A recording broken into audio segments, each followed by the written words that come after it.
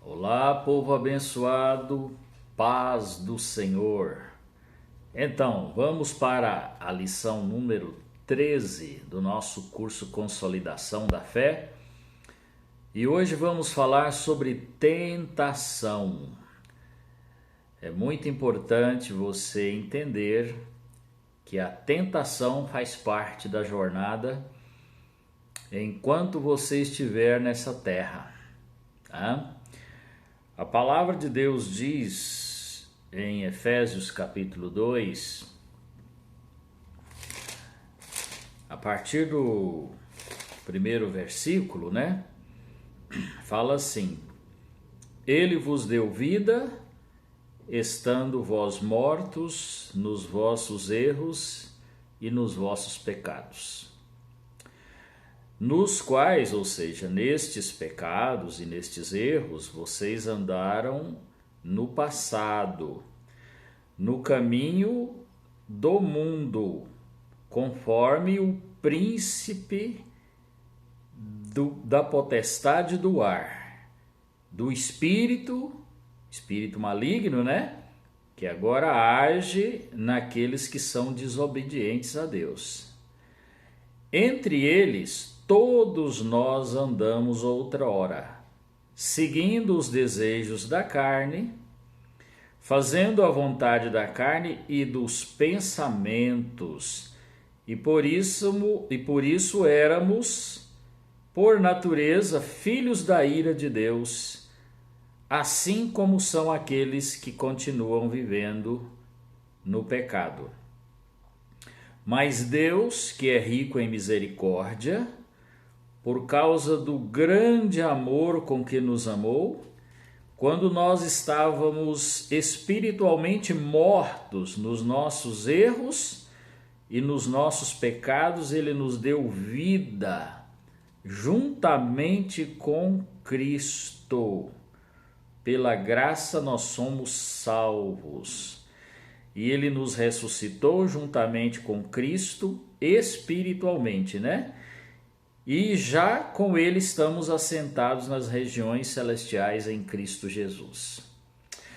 Também em Colossenses 1,13 tem um versículo maravilhoso que eu gostaria de ler para vocês. Olha,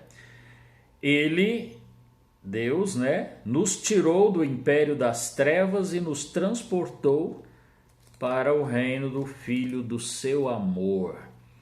Então, quando nós nos convertemos a Jesus, quando nós entregamos nossa vida para Jesus, nós abandonamos o mundo, abandonamos a velha vida, nascemos de novo para uma nova vida com Deus.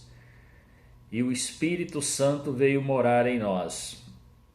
Mas Satanás, que nos perdeu, né? Conforme diz o texto que nós lemos, nós vivíamos fazendo a vontade dele, a vontade da nossa carne, a vontade dos nossos pensamentos, e éramos influenciados pelo príncipe da potestade do ar. E todas as coisas que nós fazíamos que entristecia o coração de Deus tinha uma influência do inimigo das nossas almas.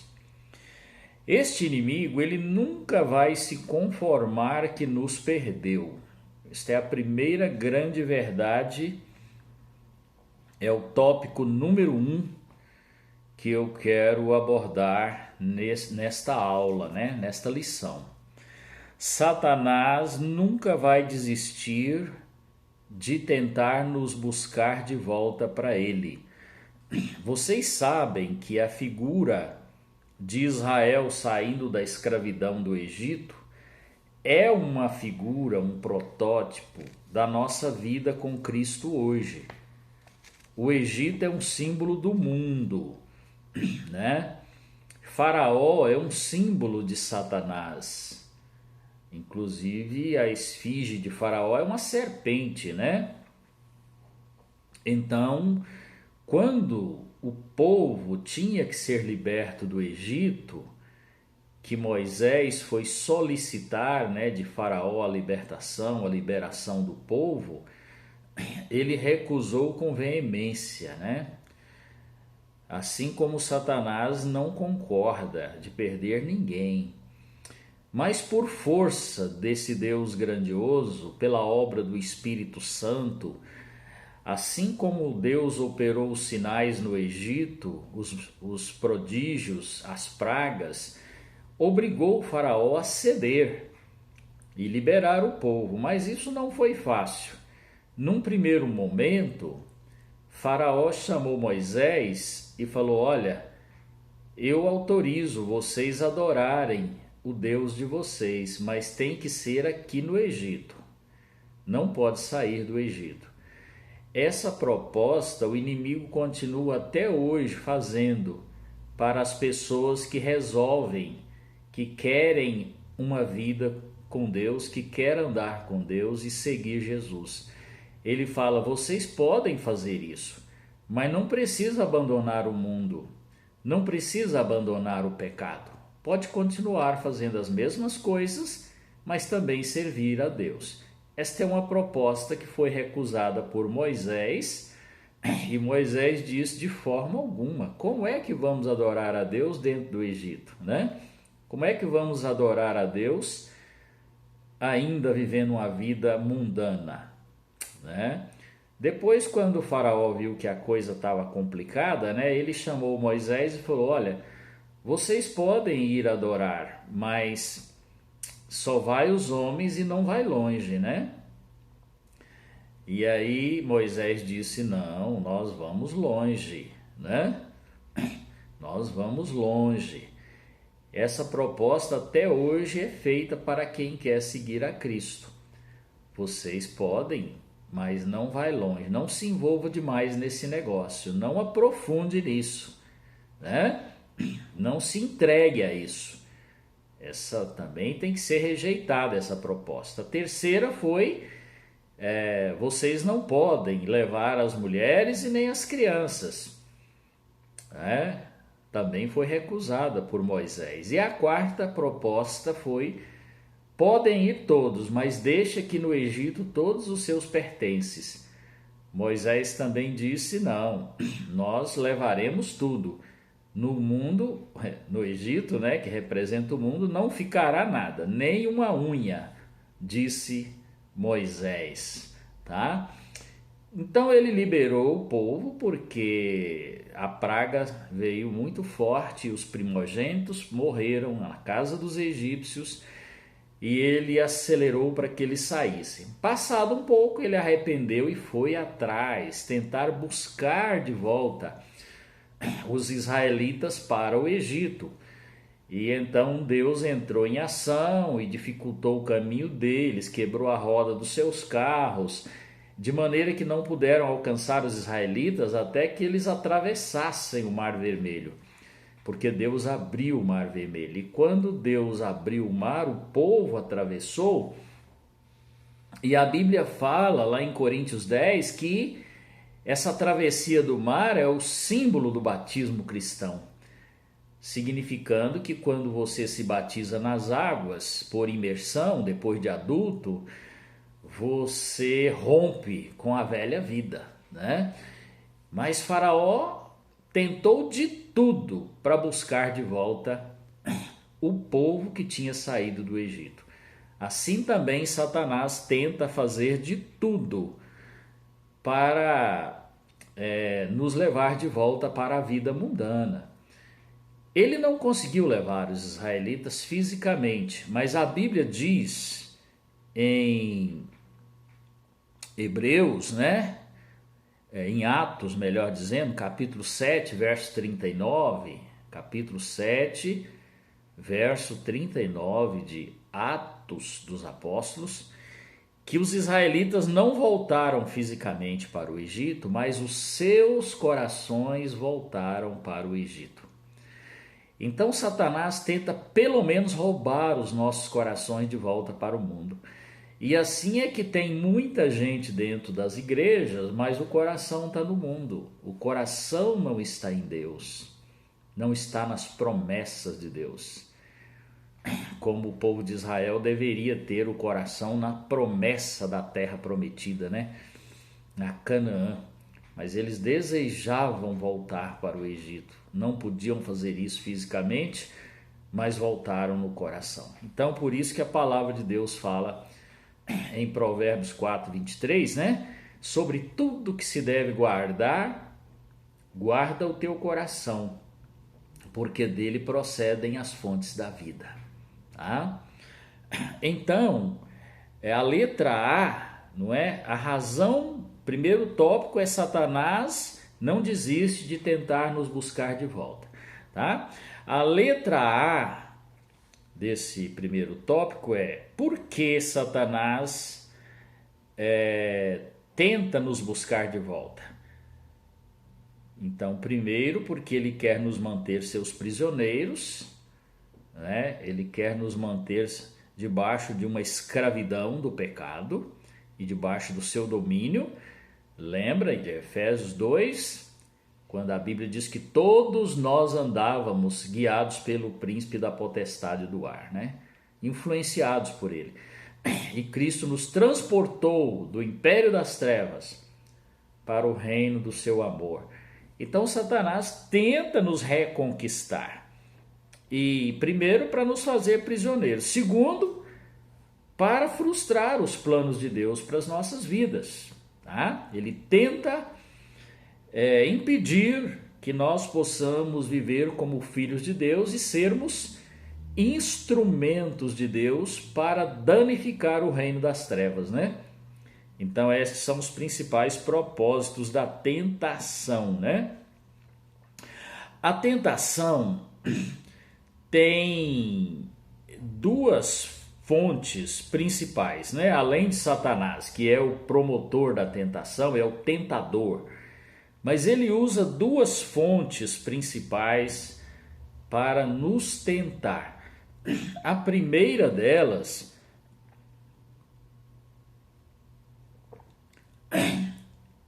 é os desejos pelo mundo, não é? A letra A aí do segundo tópico, né? É as fontes da tentação, né? Segundo tópico, portanto, tem duas fontes principais. Primeiro é o desejo, a fascinação pelo mundo, tá bom? Ele tenta fazer com que sejamos absorvidos de novo pelo sistema, porque a Bíblia fala do mundo como sistema. Tem o mundo global, né? O céu, as estrelas, a terra, o mar. Esse mundo é bom, né? Que Deus criou.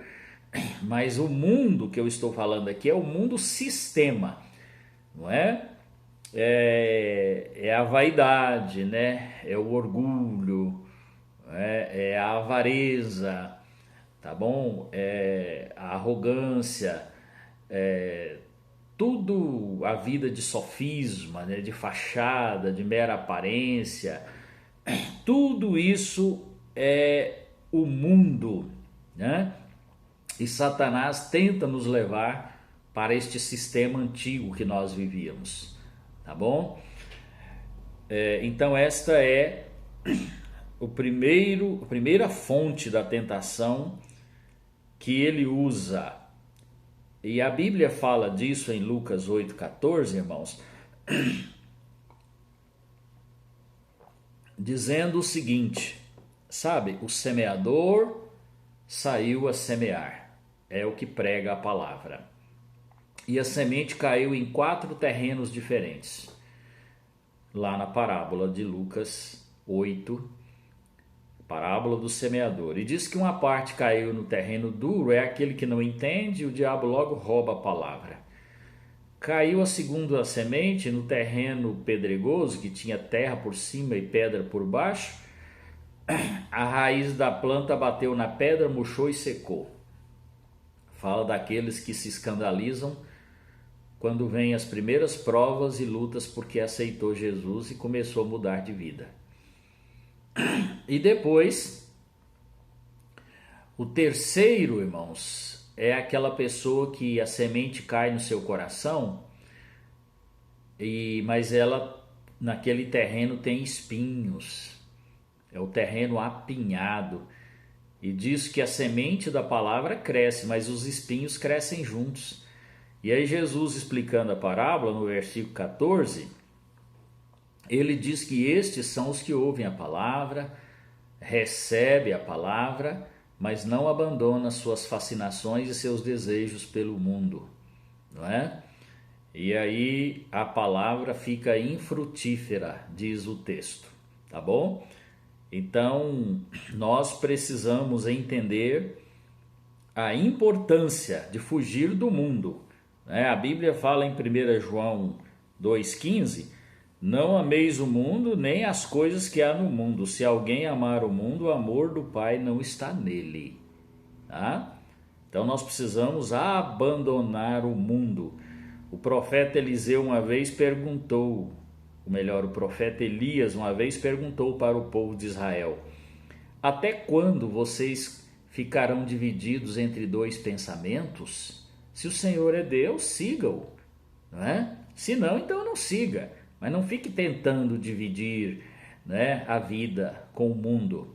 Está lá em 1 Reis 18, 21, tá? Então, nós precisamos ter muito cuidado para não deixar que as fascinações do mundo entrem em nossos corações. É uma tentação, tá bom? E Satanás não muda o seu modo de agir, né? O seu modo de tentar. Nós vamos ver isso já já, os métodos dele são os mesmos, tá? Segunda fonte da tentação é a carne, irmãos, porque apesar de que você já aceitou Jesus, já nasceu de novo, já tem o Espírito Santo, a sua carne não converteu. Ela permanece querendo fazer as coisas erradas. Por isso que a Bíblia fala em Gálatas 5, a partir do versículo 16, 17, que há uma luta da carne contra o espírito constantemente dentro de uma pessoa que segue a Cristo. A luta é a carne contra o espírito contra a carne. A carne querendo voltar para fazer as coisas pecaminosas e o espírito querendo te libertar e te levar para Deus.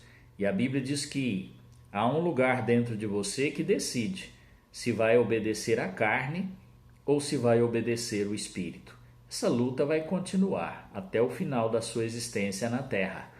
Então é preciso vigiar. Por isso que a Bíblia fala: aquele que está de pé, tome cuidado para não cair, tá? A nossa carne, né? Então não se converte, né? Agora a Bíblia fala que depois que nós nos convertemos e cremos em Jesus e fomos batizados, que há uma nova força em nós, né? Lá em Romanos 6, de 6 a 14, até quando falamos de batismo, nós mencionamos essa referência.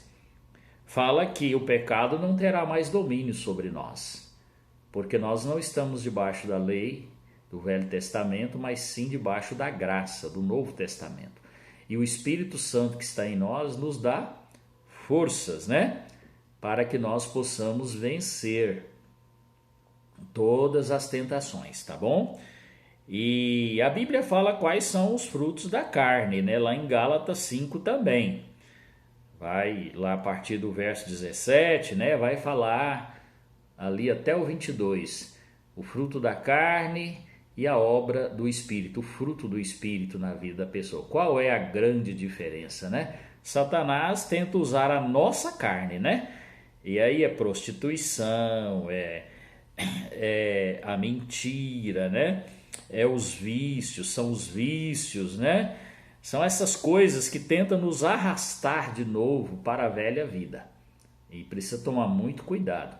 Aquele ponto frágil que você tinha vai ser o mesmo ponto que Satanás vai tentar usar para te derrubar de novo. Se uma pessoa tinha a fraqueza de roubar, depois que ele se converte, Satanás fica tentando levar ele para roubar de novo. Se ele era viciado em cigarros, ou na bebida alcoólica, ou em outros tipos de vícios, né? Satanás vai trabalhar para que essa pessoa volte àquele mesmo erro. Então esse é o modo dele trabalhar, né? Aquele ponto vulnerável da pessoa, é ali que ele trabalha, é ali que ele bate constantemente e que tenta atrair a pessoa de volta para a vida de pecado. É preciso ter muito cuidado, né? E ele venceu isso, né? Conseguiu sua vitória, né? É o que vamos ver aqui no terceiro tópico, né? A vitória de Satanás foi sobre Eva, né? Em primeira mão. A vitória sobre Satanás é o primeiro tópico, é o terceiro tópico, né? Então foi usando os desejos da carne que Satanás conseguiu sua primeira vitória na tentação contra o primeiro casal. A Bíblia fala em Gênesis 3:6, né?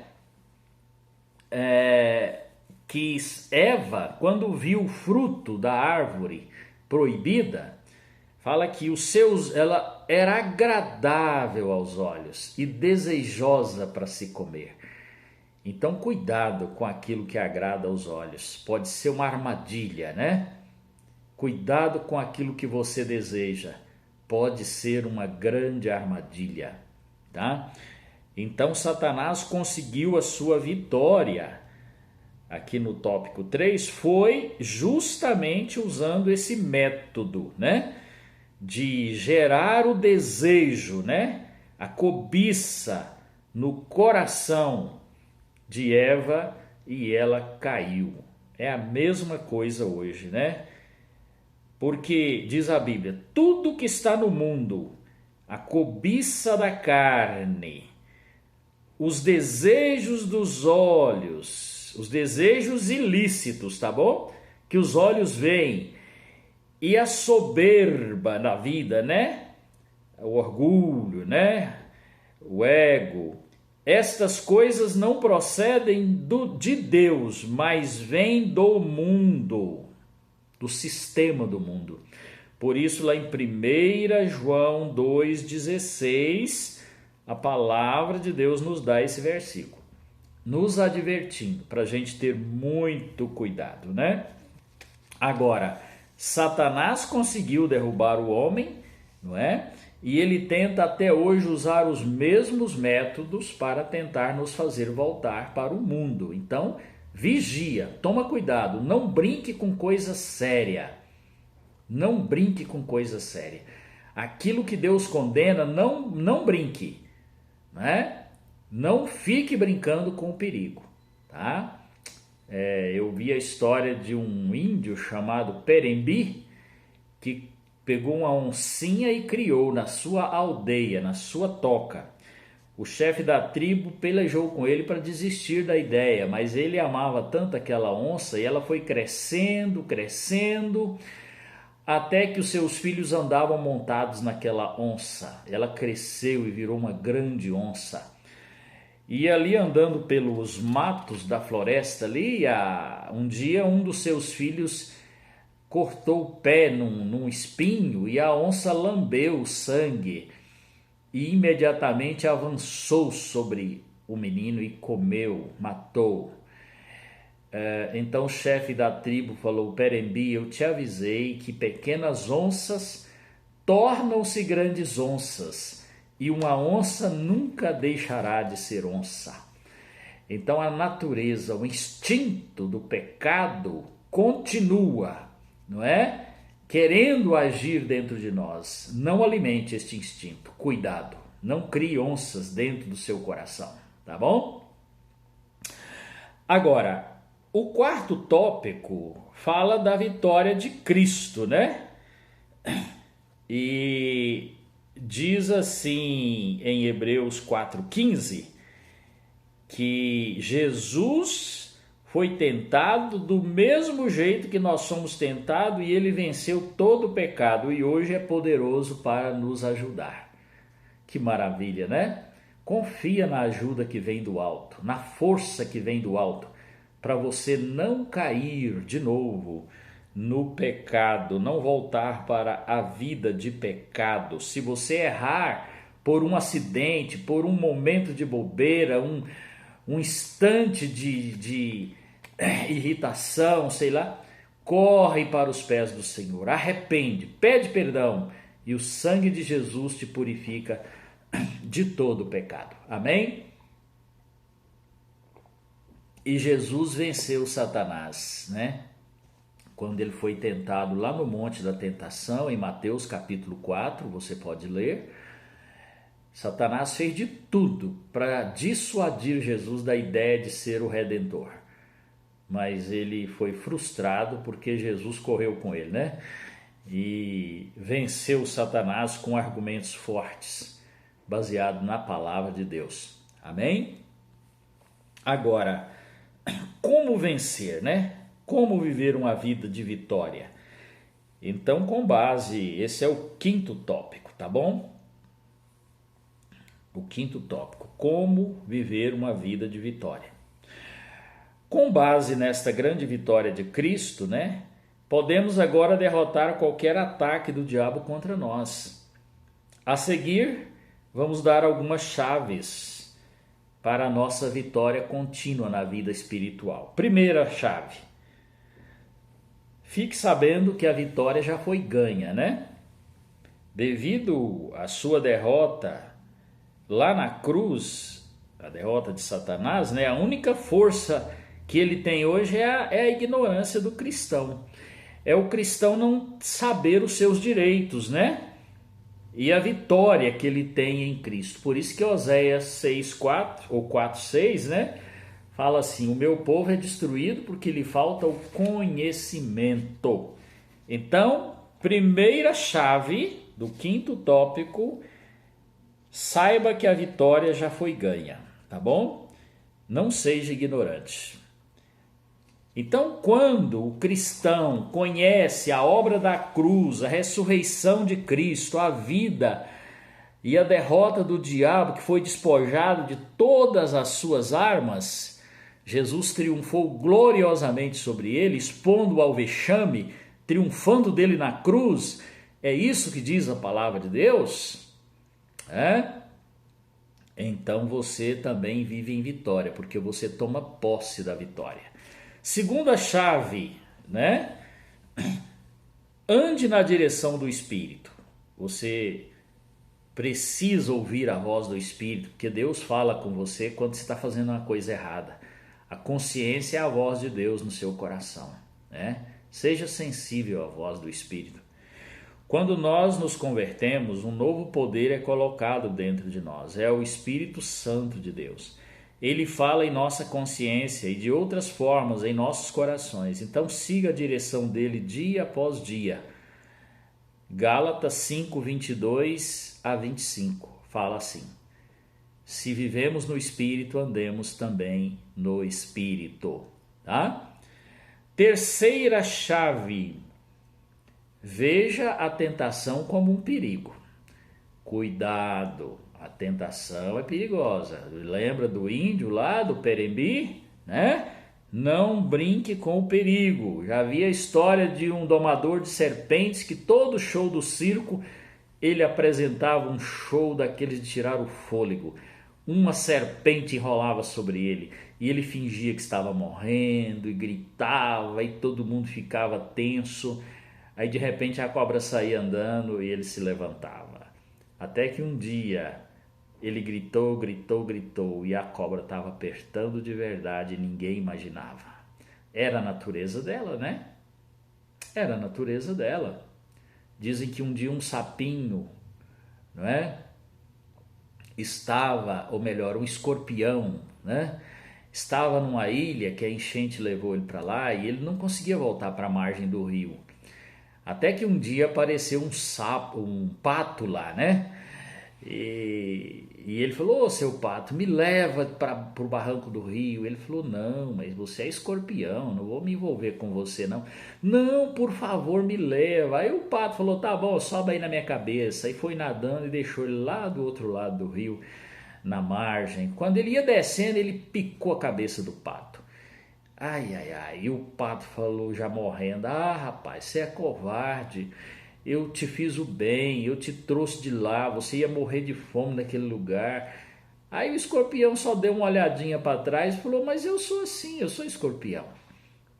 Então o pecado é assim, irmão, ele não brinca, ele não tem dó de você não, ele quer te destruir. Cuidado com a velha vida, com a tentação, tá bom?